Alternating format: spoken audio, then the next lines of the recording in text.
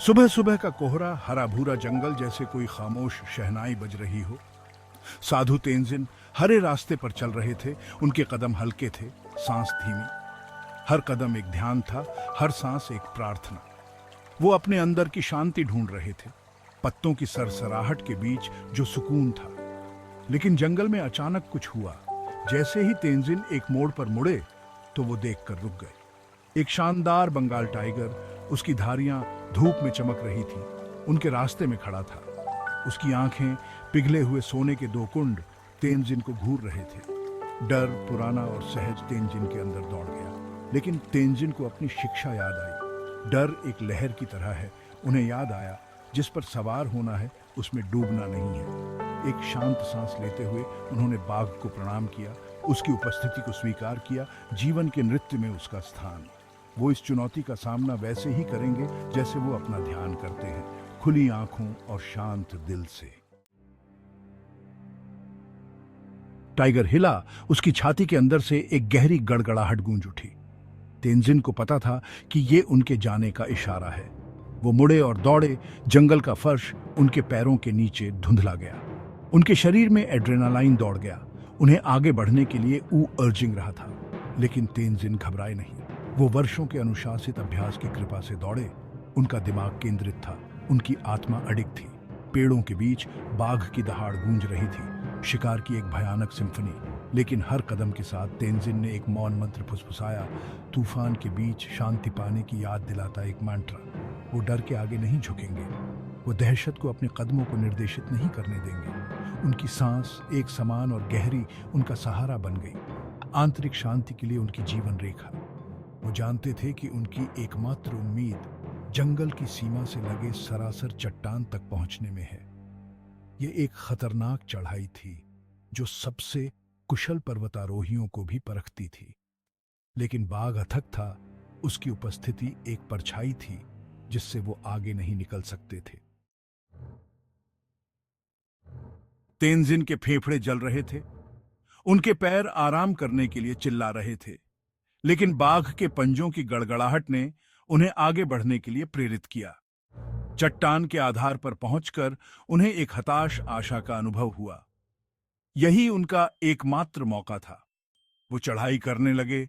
उनके हाथ पुराने चट्टान पर पकड़ बनाने के लिए जूझ रहे थे। नीचे बाघ चक्कर लगा रहा था, उसके गले से एक निराश गुर्राहट निकल रही थी। उसने अपने शिकार को घेर लिया था, केवल माफ न करने वाली चट्टान ने उसे विफल कर दिया था। तेंजिन ने नीचे देखा तो उसे न केवल बाघ दिखाई दिया, बल्कि एक शेरनी भी शिकार में शामिल हो गई थी।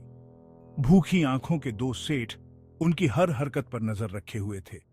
उन्होंने किनारे पर एक अकेली मुरझाई हुई बेल को खतरनाक तरीके से लटके हुए देखा। यह एक धुंधली उम्मीद थी, लेकिन फिर भी उम्मीद थी। एड्रेनालाइन के एक उछाल के साथ वो छलांग लगा दी, दोनों हाथों से बेल को पकड़ लिया। वो टिक गई। वो वहीं लटके रहे, हार के जबड़े और अज्ञात की चट्टान के बीच लटके हुए। खाई के ऊपर लटकते हुए अपनी स्थिति का पूरा भार तेंजिन पर आ गया। नीचे बाघ और शेरनी चक्कर लगा रहे थे, उनकी हताशा साफ दिखाई दे रही थी। ऊपर उनकी जीवन रेखा, नाजुक बेल अशुभ रूप से चरमरा गई। वो फंस गए थे, नीचे शिकारियों और ऊपर एक अलग तरह के शिकारी के बीच फंस गए थे। दो चूहे, एक काला एक सफेद, उनके हाथ के ठीक ऊपर बेल को लगातार कुतर रहे थे। वो मंत्रमुग्ध होकर देखते रहे, जैसे जैसे वो काम कर रहे थे। उनके नन्हे दांत उनकी जीवन रेखा को धागे से धागा कुतर रहे थे। ये समय के अथक मार्च, जीवन के नाजुक धागे के निरंतर क्षरण का एक कठोर अनुस्मारक था। फिर भी तेंजिन पर एक अजीब सी शांति छा गई। उन्होंने नीचे मौत का सामना किया था और अब ऊपर से इसका सामना कर रहे थे। उन्होंने महसूस किया कि वो जीवन और मृत्यु के शाश्वत नृत्य में फंस गए हैं। एक ऐसा नृत्य जो हर पल हर जगह चलता रहता है। उनका डर दूर होने लगा, उसकी जगह स्वीकृति की गहरी भावना ने ले ली। तेंजिन की नजर लाल रंग के एक छींटे पर पड़ी। चट्टान के चेहरे में एक दरार से एक जंगली स्ट्रॉबेरी का पौधा उगाया था। उसके पके लाल जामुन चट्टान की कठोरता के विपरीत एक जीवंत थे। उनके होठों से एक हंसी निकल गई, यहां तक कि चट्टान पर जीवन ने फलने फूलने अपनी मिठास अर्पित करने का एक रास्ता खोज लिया। उसने एक बेरी तोड़ी, उसका लाल रंग उसके हाथों पर लग गया। उन्होंने इसके मीठे तीखे स्वाद का आनंद लिया, जो अप्रत्याशित खुशी का एक विस्फोट था।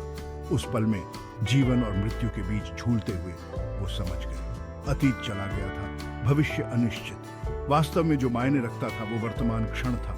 स्ट्रॉबेरी का स्वाद, उनके हाथों में खुरदरी बेल का एहसास। उन्होंने महसूस किया कि यही उनकी शिक्षाओं का सार था, पूरी तरह से उपस्थित रहना, विपत्ति के बीच आनंद खोजना, जीवन को स्वीकार करना, उसकी सारी सुंदरता और उसकी क्रूरता, उसकी मिठास और उसके दुख के साथ। चूहे अपना काम करते रहे। बाघ और शेरनी नीचे बेचैनी से चहलकदमी कर रहे थे, लेकिन तेनजिन अब डरते नहीं थे।